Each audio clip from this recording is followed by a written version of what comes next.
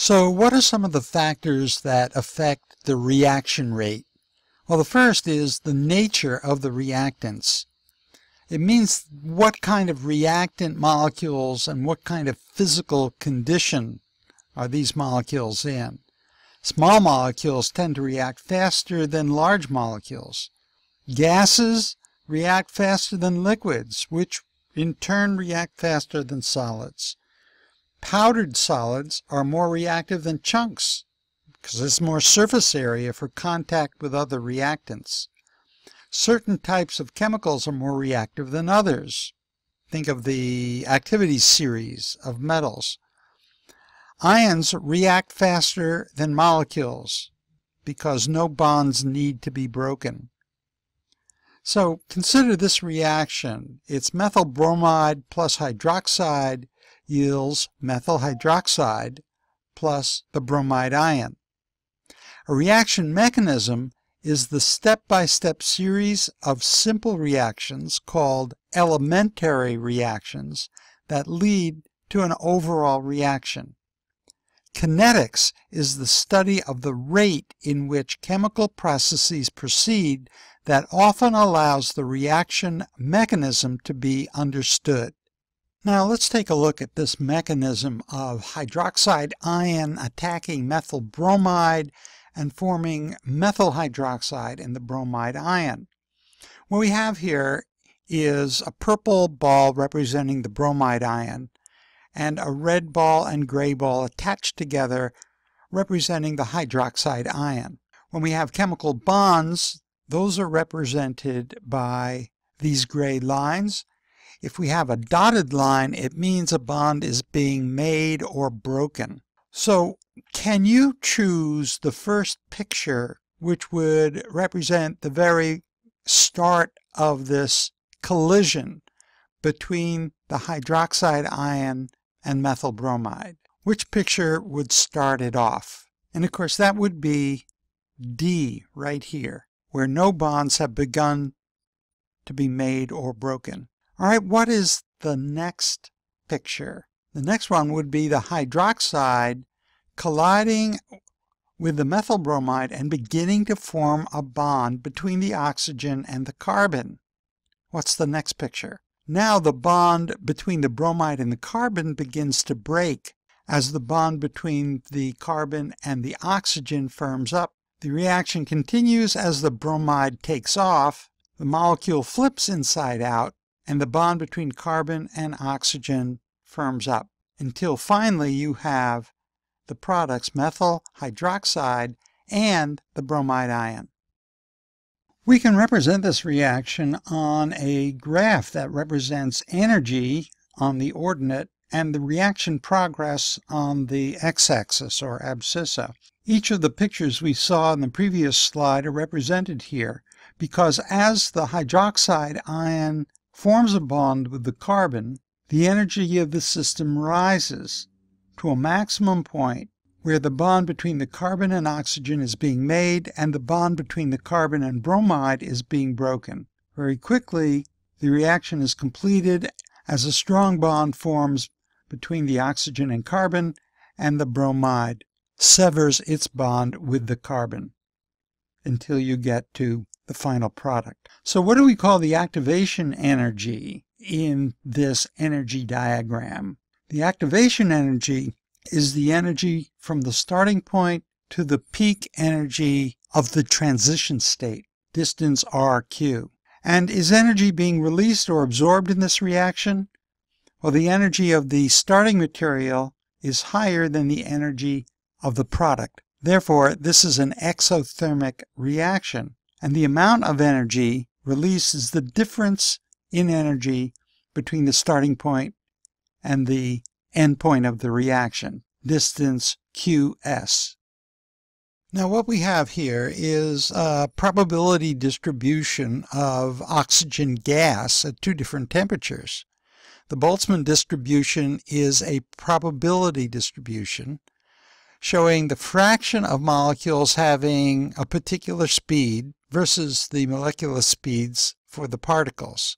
So you can see that there's a wide distribution of molecular speeds in oxygen gas, in any gas, and the distribution changes shape if we change the temperature. At 25 degrees C, the highest fraction of particles have a lower molecular speed than at 90 degrees, where the curve broadens out and the apex of the curve appears at a higher molecular speed. Now suppose two colliding molecules must be moving at a speed at point A or faster to overcome their repulsive forces and react. Would oxygen molecules at 25 degrees or 90 degrees have more molecules that could overcome the activation energy, which is the activation energy, the peak here of the transition state, that could overcome the activation energy and yield a successful reaction? But clearly there are more particles at the higher temperature that have the requisite kinetic energy to yield a successful reaction. Okay, time to talk about catalysts. Homogeneous catalysts are in the same phase as the reactant particles. For example, chlorine gas is a catalyst in the destruction of ozone. Heterogeneous catalysts are in a different phase than the reactant particles. Think of the solid catalytic converter in your car's exhaust system. Your exhaust produces carbon monoxide, unburnt hydrocarbons, and nitrogen dioxide. They pass through the catalytic converter, and out comes nitrogen gas, water vapor, and carbon dioxide, much less toxic. So how do catalysts work? Well, here again we have our Maxwell distribution of speeds, and here we have our energy versus reaction profile and the activation energy here. And what a catalyst does is to lower the activation energy. Watch what happens. Here's our initial state and the energy required for the reaction to proceed to get to the top of this energy mountain so that it can form the products. And after you add a catalyst, the activation energy is lowered. And the effect that that has is that it allows many more molecules of the reactant to react. By lowering the activation energy, molecules which previously had a molecular speed which would not overcome the activation energy are able to react by overcoming the activation energy. The activation energy is lower. So here's some questions for you to ask. Why does increasing temperature increase the speed of the reaction? Because many more particles have a higher kinetic energy at those higher temperatures to overcome the energy of activation. Second, reaction rates usually increase when the concentration of one or more reactants increases. Why is that? Well, the more the concentration of the reactants, the more collisions there are going to be between reactants, and the more collisions lead to more successful collisions, and therefore the reaction rate increases. Why does a catalyst increase the speed of a reaction? It lowers the energy of activation, and then the fraction of particles with enough kinetic energy to successfully overcome the activation energy increases. Which line is affected by the addition of a catalyst? It's line RQ. The energy from the beginning to the transition point is the activation energy. So consider this energy reaction curve for the reaction A reacts to form B. The activation energy of the reverse reaction, B forms A, is the distance between what two points? The activation energy for the reverse reaction, and that would be SR. Is energy A released or B absorbed in the forward reaction? Well, in the forward reaction, our starting material is of lower energy than our products, and therefore energy is being absorbed in the forward reaction. This energy released or absorbed is the distance between what two points? And that would be points S and Q. That's the difference in the energy being absorbed in this reaction. Now, a reaction mechanism is a sequence of single reaction steps, or elementary reactions, that added together result in the overall reaction. So here are 3 elementary reactions. What would these overall reactions add up to? What equation would you have left after you added all this together? Take a look at it, pause your playback, see if you can get it. Okay, so here we go. We will cancel the compounds that appear both on the left side and on the right side. So this intermediate, H2O plus dash OH, that cancels out, and HOBr cancels out. So what's left over? You have 2H plus, you have H2O2, and 2Br minus on the left side, and on the right side you have 2 waters and you have the bromine molecule. So H2O2 plus 2Br minus plus 2H plus yields Br2 plus 2H2O is the overall reaction. A substance or substances that are formed, then used up during the overall reaction, are called reaction intermediates. What are the reaction intermediates of the previous reaction? Do they appear in the overall reaction? So take a squint at that and see if you can decide A, B, C, or D. Okay, so we are crossing out H2O plus dash OH on both sides. We're crossing out HOBr on both sides. Those are the reaction intermediates, and they do not appear in the overall reaction. Consider the 2 elementary reactions. Ozone, O3, yields oxygen plus atomic oxygen. And secondly, ozone plus atomic oxygen yields 2 moles of oxygen gas, O2. So what is the overall reaction? What are you going to cancel out? Write it down and check. Here it comes. Did you write 2 ozone, 2 O3, yields 3 O2? That's the overall reaction. What is the reaction intermediate of this reaction sequence? That would be atomic oxygen, C. Unimolecular involves only one particle being decomposed or rearranged. Bimolecular is where 2 particles react with one another. Describe the molecularity in these terms, unimolecular, bimolecular, etc., for this reaction above. Is it unimolecular, bimolecular, or trimolecular? Okay, the first elementary step is unimolecular. It's just ozone.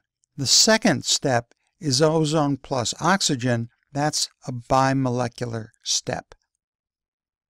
Now, unlike for an overall reaction, a rate law expression for an elementary reaction can be written simply by looking at the reaction stoichiometry.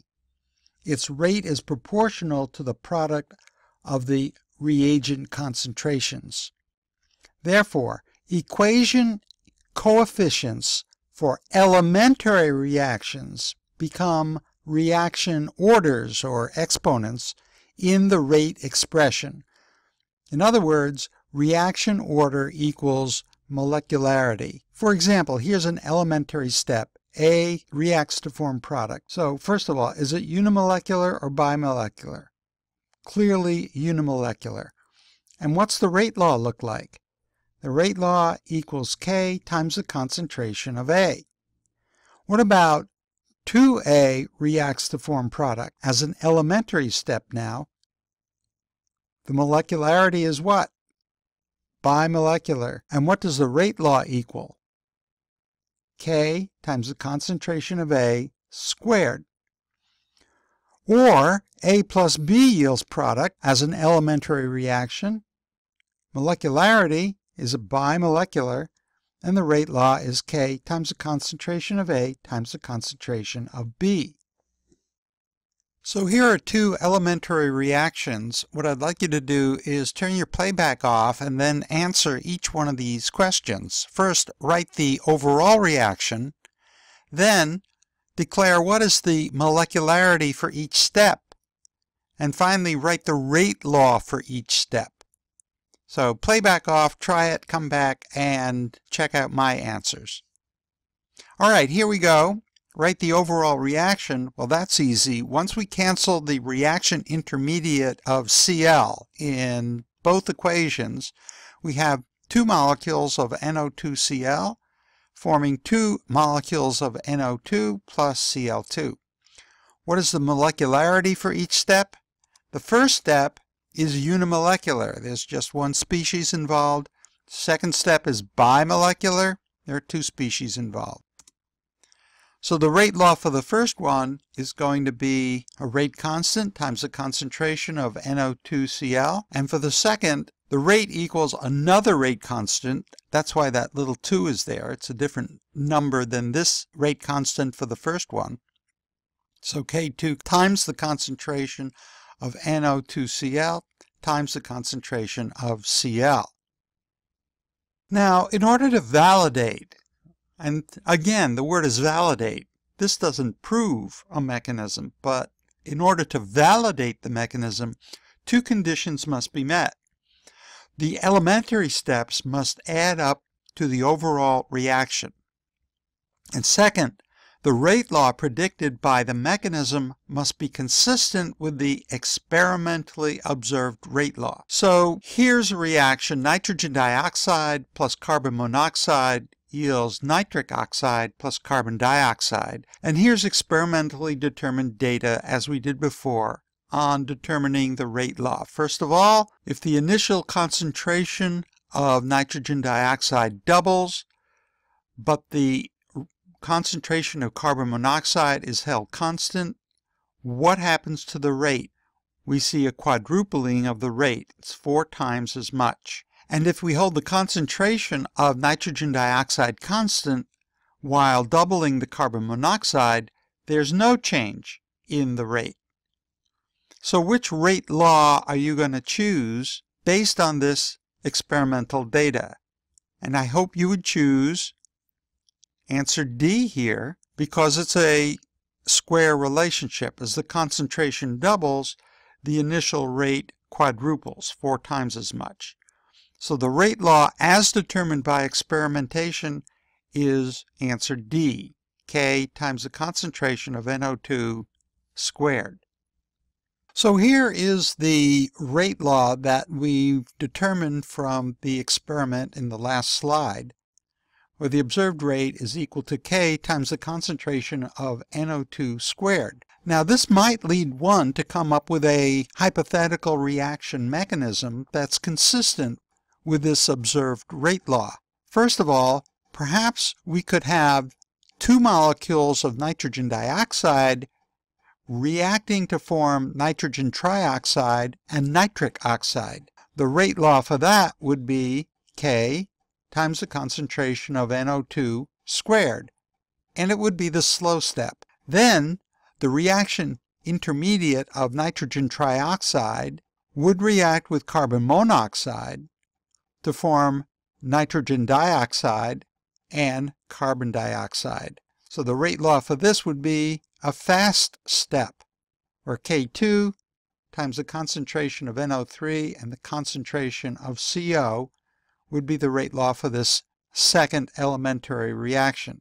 Now, the thing is that these two would have to add up to give us our overall observed reaction. And it does. The nitrogen trioxide cancels out in both of these, as does the extra mole of NO2 in both of these.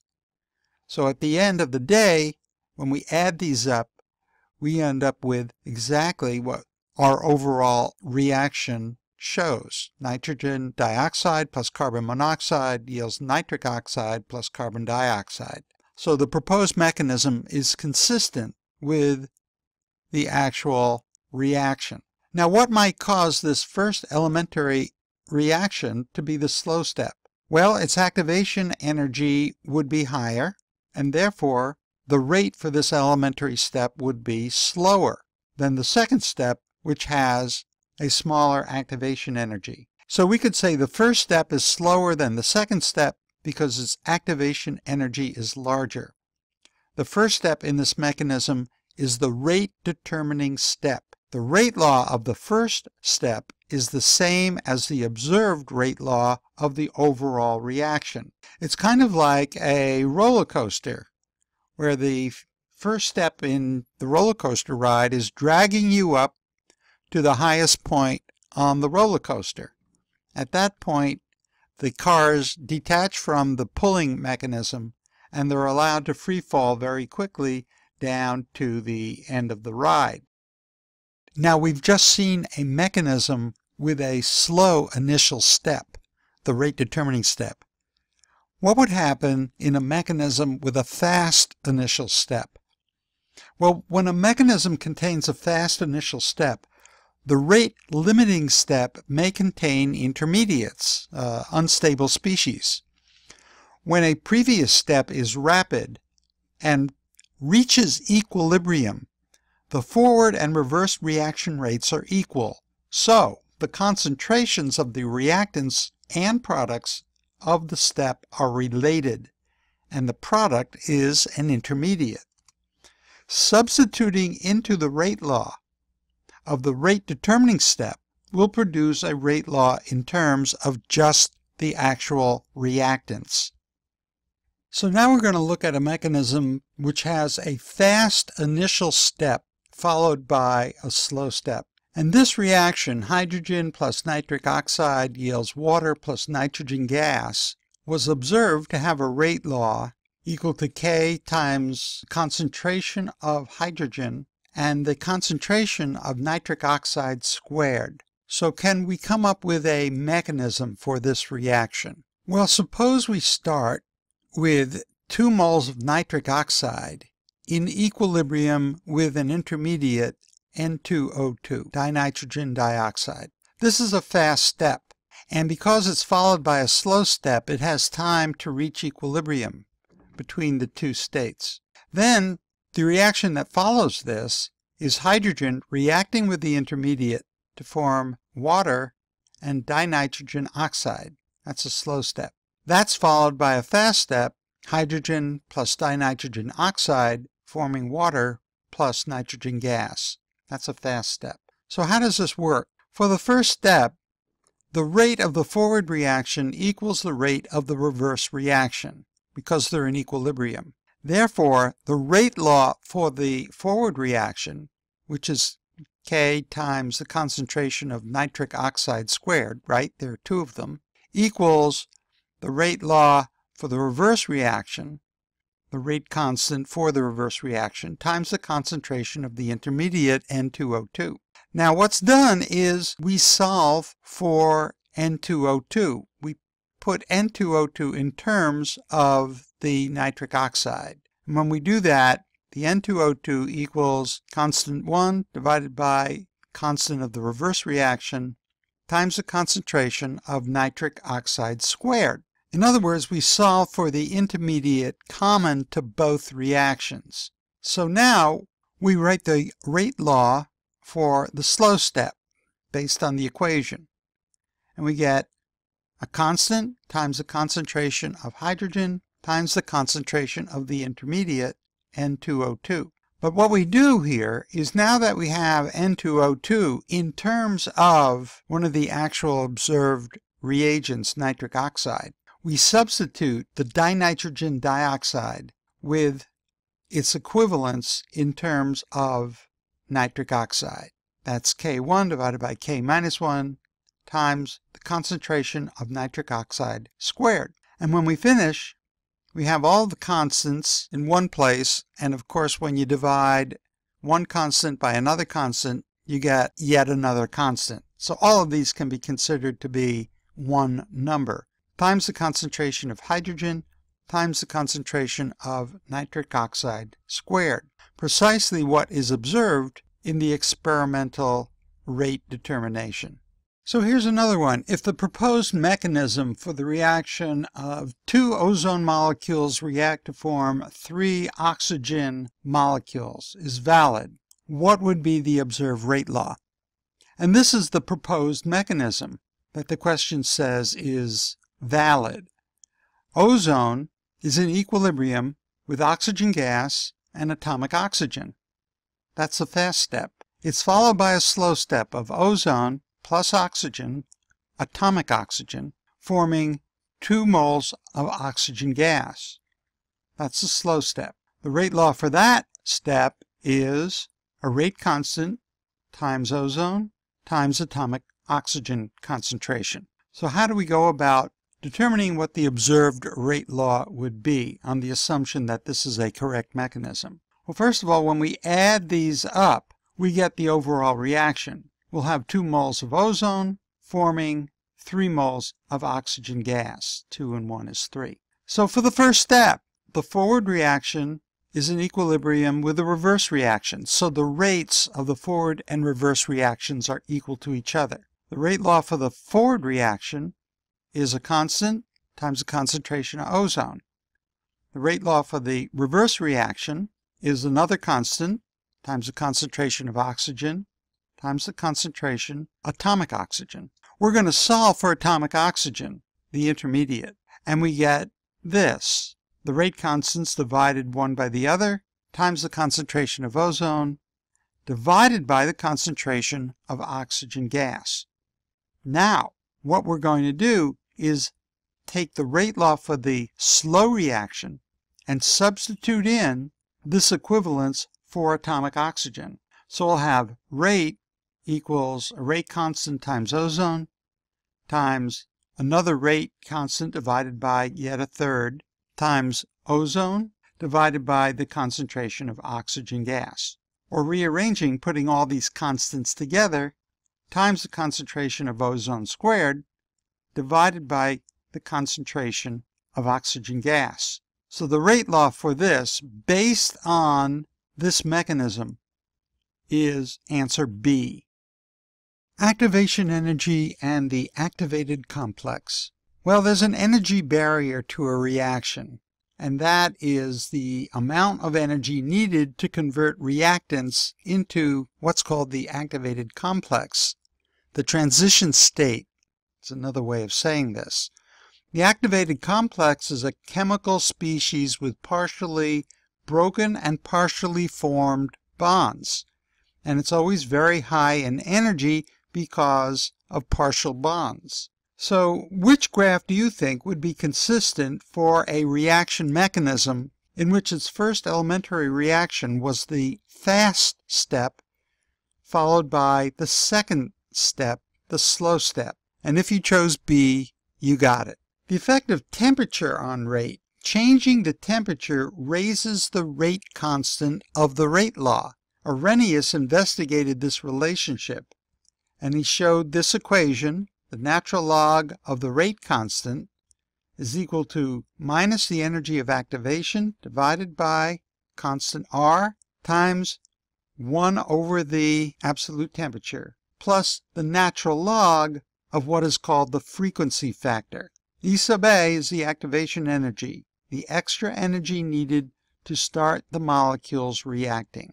R is the gas constant in energy units, 8.314 joules per mole K. Now let's see what we can do with this Arrhenius equation. First of all, let's explain the frequency factor a little more. The frequency factor is based on the probability of correct particle orientation.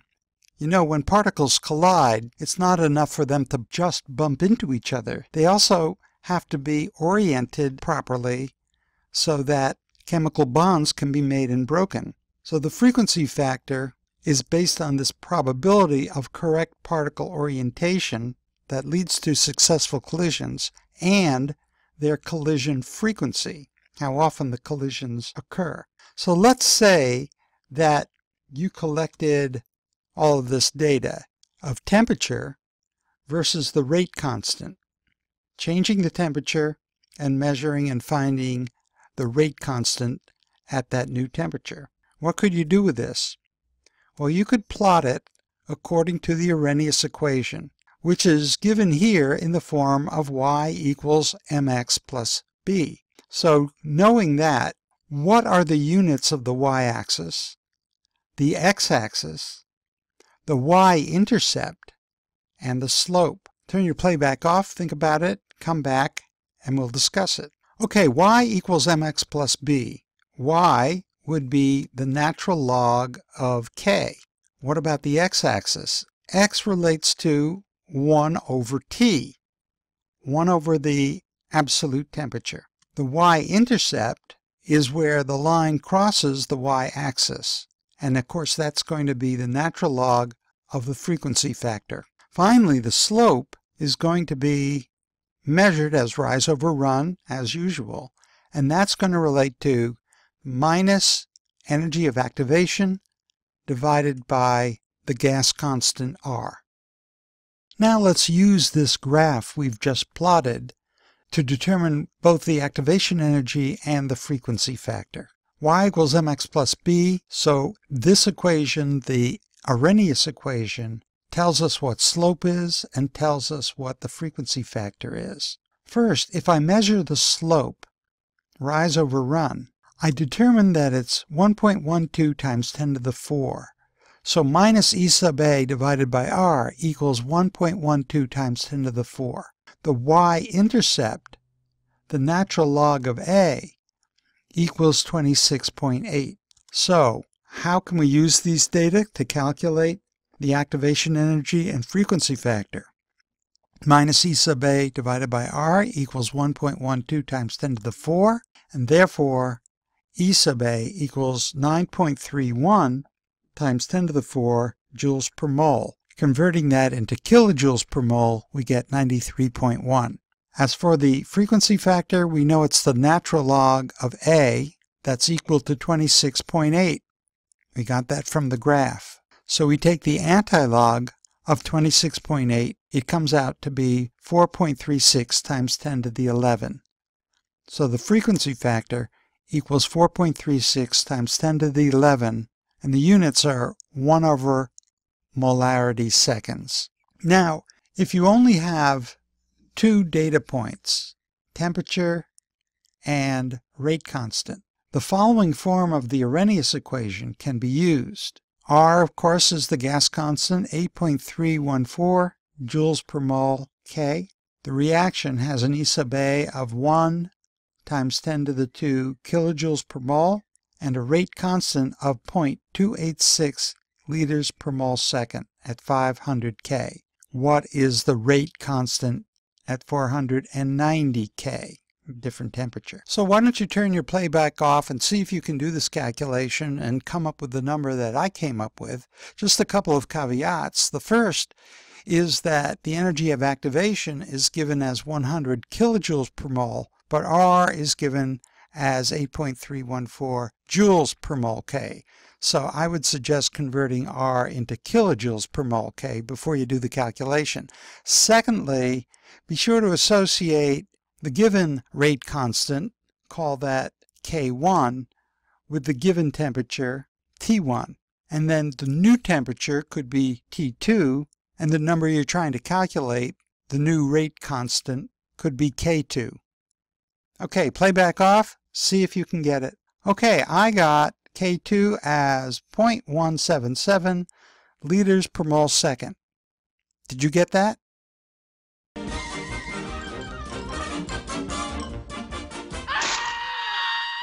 And that's all, folks.